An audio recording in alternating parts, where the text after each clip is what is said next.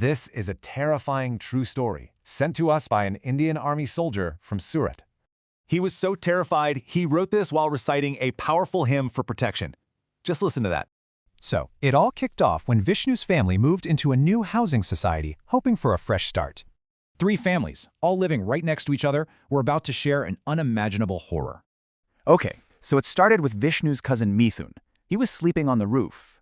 Then, a weird sound. And there he was, writhing in pain, his own hands wrapped tightly around his neck. Mithun woke up gasping, talking about a crushing weight on his chest. But yeah, this was just the beginning. Pretty soon, this invisible attacker started branching out. It wasn't just one person, and it wasn't staying outside. You can see how the attacks got more frequent and way more bold, spreading from house to house. Then, right in the middle of Diwali prep, the thing finally showed itself inside Vishnu's house. She screamed. The family ran in, but the spider-like man was gone. It left her sick for days. Okay, the families knew they needed help, so they called an uncle who was learning about exorcism. But he quickly realized he was way out of his depth and called his mentor, an expert named Ravikant. Ravikant, the real expert, agreed to help, but the entity found the uncle and his friend first. A woman with feet twisted backwards tormented them all night. A pretty clear warning to back off. The next day, the family gets some absolutely terrible news. Something was stopping them from getting help. Ravikant, their one real hope, he was killed in a truck accident on his way there.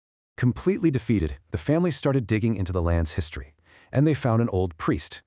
And this priest, he told them a horrifying secret about the land, going back to the 2002 Gujarat riots. Turns out, the society was built right where a newly married couple was brutally murdered during those riots. That violence had trapped their souls there, you see.